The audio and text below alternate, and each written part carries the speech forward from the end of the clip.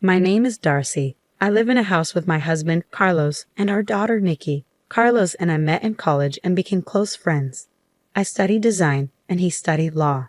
We both joined the same club. After college, I got a job at a design firm, which I really enjoyed. Carlos and I dated for a while, then got married when we were in our early 20s. When I got pregnant with Nikki, I kept working until she was born. But after she arrived, I decided to stay home and take care of her. Carlos and others thought it was a good idea for me to focus on being a mom, so I started working from home. Carlos became a lawyer after passing the bar exam. One day, Nikki said, "Mommy, I'm going to play with my friends. I'll be back before it gets dark, okay?" Life is really great living with my husband and daughter, and doing work I love. But one day, something surprising happened. I was out shopping, quite far from home, when I saw my mother-in-law, Christine, struggling with some heavy bags. I decided to go over to her.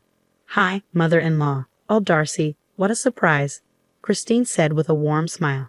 It had been a while since we last saw each other, so I was happy to see her and suggested, "How about we have some tea together?" "I'd love to, but I'm in a rush," she replied. "Oh, I understand. No worries. Let's plan to catch up over tea next time. But let me help you with these bags at least. They look really heavy," I offered.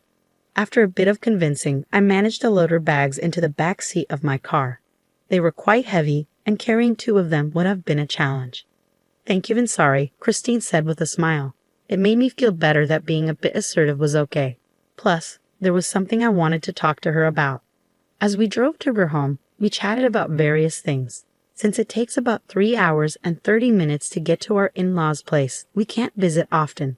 But we always make sure to visit for New Year celebrations, so I know the way well. "Wasn't it hard for you to carry all of this by yourself?" I asked, finally bringing up something that had been on my mind. During the drive, I noticed that one of the bags my mother-in-law was carrying had groceries, while the other had daily essentials and cosmetic items that seemed more suited for a younger person rather than her usual style. "Well, they're just things I needed. I ended up getting quite a bit," she said, looking a bit down. I didn't push for more information and continued driving us to her home. "Darcy, thank you so much for your help. You've been a lifesaver. You can drop me off here. I'll manage to take them from the entrance," Christine said gratefully. "You don't have to do that," I replied. As my mother-in-law opened the door, I placed the bags by the entrance. Suddenly, a sharp voice cut through the air. "About time you got back, mother-in-law," said my sister-in-law, Katie. She seemed taken aback to see me, and her words faltered. I was equally surprised to see Katie, and I found myself unable to move. My mother-in-law looked flustered as she tried to gauge the situation. "Hey, Katie, it's been a while. How have you been?" I said, attempting to ease the tension. Yeah, it's been a bit," Katie replied. I returned her smile and observed her closely. She seemed a bit disheveled, like she had just woken up.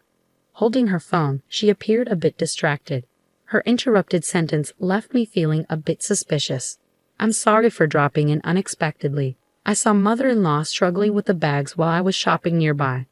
So I decided to help out," I explained. "I see. I just got back from work this morning. I'm a bit of a mess. Sorry about that. Thanks for helping, mother-in-law. I'll take it from here," Katie said hastily, grabbing the bags and heading inside. In a gentle tone, I asked my mother-in-law, "Is everything okay living with Katie and the family?" She simply smiled and nodded. "Thank you for asking, Darcy. I'm doing fine. I'm sorry I can't offer you tea." "Don't worry about it. It was nice catching up. I'll come visit again," I reassured her, deciding not to push further. But I couldn't shake off the feeling about what I had just seen. Originally, my mother-in-law was supposed to live with us, but after my father-in-law passed away over a decade ago, my brother-in-law, Brett, had said, "We'll stay in the family home and take care of Mom." Even Carlos, my husband, had been concerned at first. I felt uneasy about the situation, so I decided to bring it up, but it didn't go well. Carlos is really busy with work, isn't he? And his days off are unpredictable. I work nearby, and Katie's parents are close too, but still, my mother-in-law reassured me. "Don't worry. I caused a lot of trouble when I was younger, and I haven't done much for Mom. I want to repay her." Okay, considering what was said, Carlos couldn't really argue. So with my mother-in-law's agreement, My brother-in-law and his wife ended up moving into her house. Today, I talked to Carlos about what happened. Really? That's concerning. I'm a bit worried now. Maybe we should give Brett a call, Carlos suggested, sensing my unease. After listening to my concerns, Carlos decided to call Brett. Hey, Brett, it's Carlos. How's everything going? Carlos greeted him. Hey, Carlos, everything's good, Brett replied.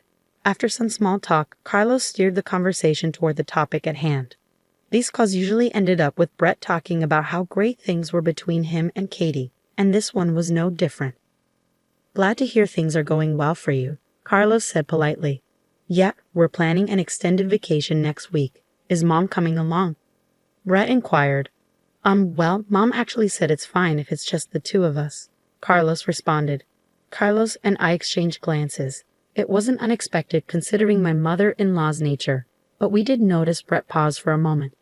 In that case, why don't we have Mom stay with us while you're away? Carlos proposed. What? Brett sounded surprised at Carlos's suggestion.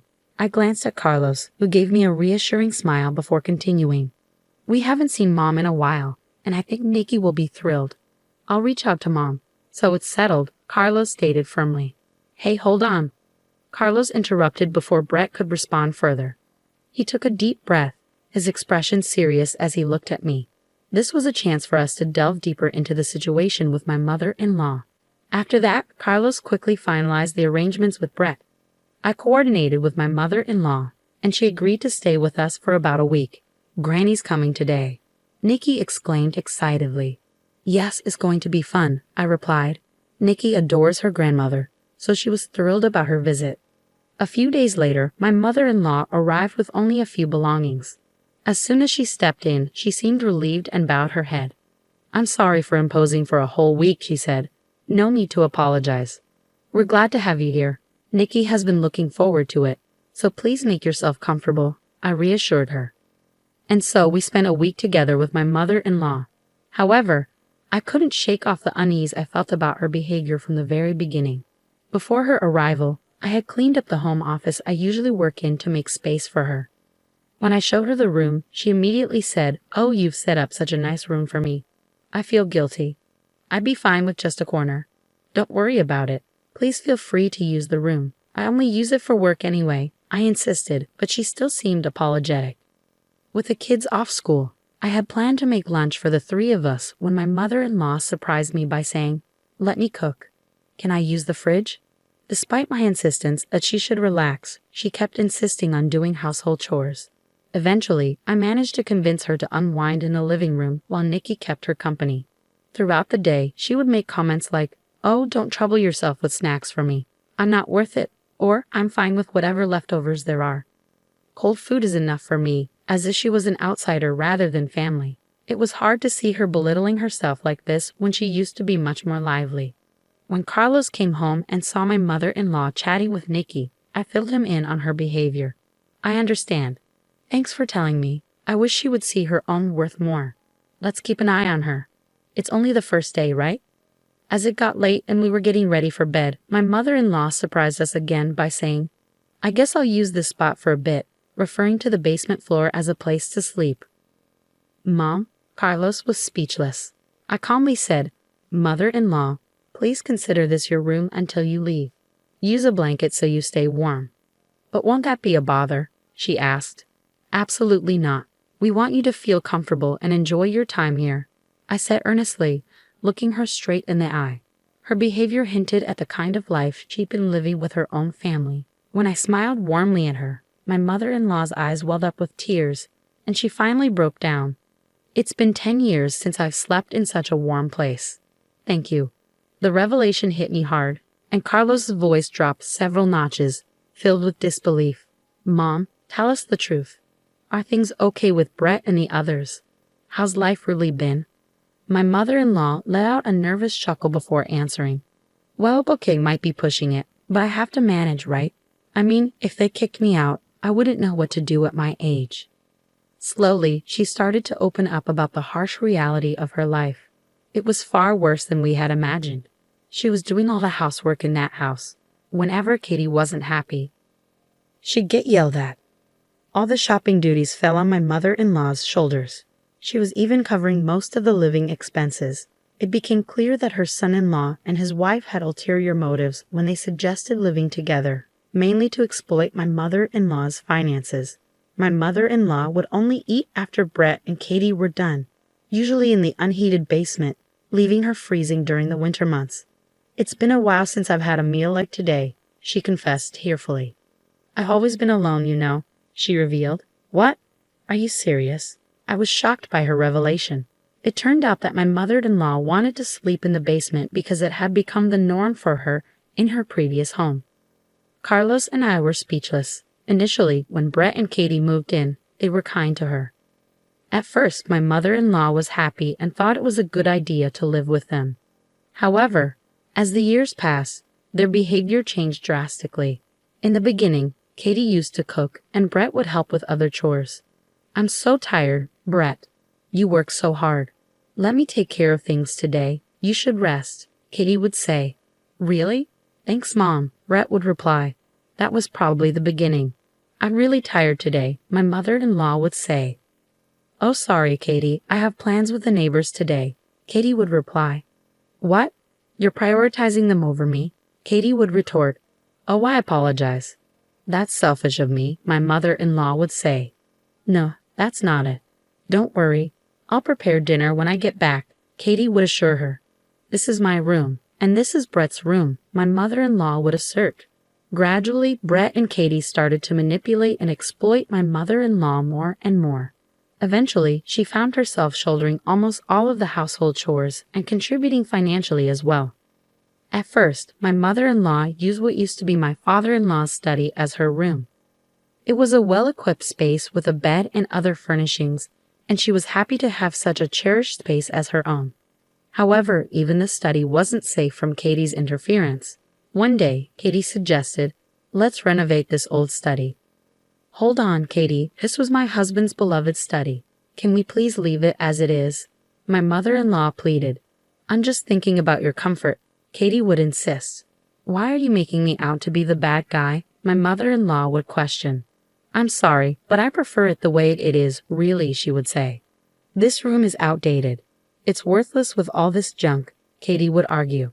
Then, intentionally, Katie reached for a piece of glasswork, a music box made of glass, a favorite of my late father-in-law. He bought it during a trip they took together, and it held sentimental value. But Katie deliberately dropped it. "Oops, my mistake. I didn't mean to," Katie would say. "Oh no, the glass is shattered everywhere. It's so dangerous. What a shame to keep this room the same, especially with all this junk. Please don't touch anything else," my mother-in-law would plead. "Who do you think you're talking to? Fine, I'll leave the study alone. But from now on, you handle everything in the house. And with all this junk, it's too risky for you to sleep here. You should sleep in the basement." "Any objections?" Katie would demand. In the end, my mother-in-law reluctantly agreed and had to sleep in the basement. I felt like I was going to faint hearing all these shocking stories. At the same time, I was furious with myself for not noticing sooner. "I'm so sorry, Mom. How did I not see any of this?" I asked, feeling guilty. "Don't blame yourself. I was hiding it too. Isn't it awful?" My mother-in-law replied sadly. The reason we never noticed was also because of a scheme by my brother-in-law and his wife. They only gave my mother-in-law a room when relatives visited, but it was empty, no bed, no furniture, and if she dared to speak up, they threatened to destroy her study. They only acted nice when other people were around. We didn't see what was happening because of that.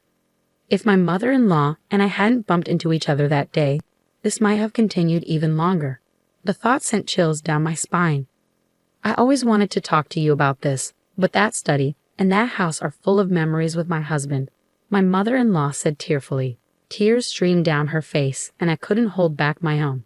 Our dear mother-in-law had endured this for over a decade. I couldn't even imagine how hard it must have been for her.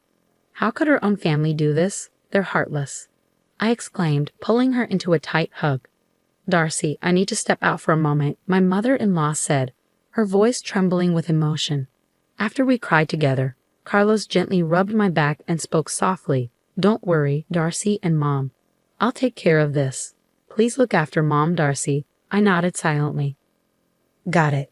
Leave Mom to me, Carlos. I hugged our worried mother-in-law again, soothing her with gentle strokes on her back. Then I turned to Carlos and said firmly, "Go teach those awful people a lesson." "Absolutely," Carlos chuckled and nodded, then left the house. Later he called to say he wouldn't be back until tomorrow evening. I shared the news with my mother-in-law, and we all drank warm milk, trying to lift the mood with some good stories. Nikki, who had heard the commotion, looked concerned and joined us. I wanted to replace at least some of the bad memories. Usually, I'd remind Nikki not to stay up late, but since tomorrow was a day off, the three of us enjoyed chatting until we were content. "All right, that's enough for today, mother-in-law. How about joining us for some shopping tomorrow? We can buy whatever you want and eat delicious food. There's a cute dessert place that Nikki loves. Let's have a relaxing day, just the three of us," I suggested. At my words, my mother-in-law's eyes filled with tears again. She nodded slowly, repeating thank you over and over. That night, we set up an air mattress in the living room and slept closely together, with my mother-in-law in the middle. The next morning, she greeted us with the same smile she used to have when my father-in-law was alive. "Good morning," she exclaimed. And just as promised, we all had a fun shopping day. In the evening, we received a message from Carlos saying he had returned home. So we headed back as well. Before going inside, I had one more thing to say to my mother-in-law. "Mother-in-law, we're on your side. Whatever is hurting you, feel free to share it with us. We'll always be here for you. And I'm on Granny's side too," I reassured her. She nodded silently in response. "Welcome home." "Sorry for leaving the house to you," Carlos greeted us with a warm smile. "We're back. Everything okay?" I asked. "Yeah, no issues here," Carlos replied. I had Nikki and my mother-in-law wait in my home office while I walked into the living room. My eyes widened when I saw my brother-in-law and his wife sitting on the floor, their hands trembling slightly on their knees. They greeted me in a soft voice, their faces filled with apprehension. What's going on?" My confusion was evident on my face as I turned to Carlos. Still smiling, he said, "I haven't taken any action yet." His use of "yet" made me tense up, anticipating something significant. "To get straight to the point, starting today, Mom will be living with us," Carlos announced. I felt relieved to hear those words. Carlos continued speaking, and as he did, I nodded in agreement. "So, Brett, do you fully understand the impact of your actions on Mom? And you too, Katie, do you realize what you've put someone else's mother through in her own home? I can't say it's entirely your fault. We didn't notice it either. But you need to take responsibility for your actions. After all, you're supposed to be mature adults," Carlos spoke passionately. It was the first time I had seen the usually gentle and calm Carlos so angry. I usually prefer not to bring work matters into our home. But this time, I'm speaking as Miss Christine's attorney, not just as family, Carlos continued. His tone was firm but controlled. My brother-in-law and his wife responded meekly, "Yes." After several hours of discussion, several decisions were reached. Firstly, my brother-in-law and his wife would no longer be living with us. They were required to return all the money they had taken from my mother-in-law, along with additional compensation. In consideration of my mother-in-law's emotional attachment to her study and her own home, my brother-in-law and his wife agreed to move out. We forbade them from ever entering my mother-in-law's home again. Upon hearing the decision, my mother-in-law gave a troubled smile. "So we're still family, right? Asking for compensation seems a bit extreme, don't you think?" she said. Carlos's words caused Brett to nod so vigorously that it looked as though his head might fall off. Yes, I'm truly sorry for everything. Please accept this as our apology," Brett said, looking thoroughly remorseful. After the discussion, Carlos took a deep breath and addressed my mother-in-law. "So please accept this, Mom. Let's put this behind us. Brett and his wife will never forget what they've done and will ensure it never happens again," Carlos said gently. They both nodded in silence. Seeing this, Carlos smiled softly and continued in a quiet voice. "It won't happen again, right?" They both responded, Yes, never again, absolutely."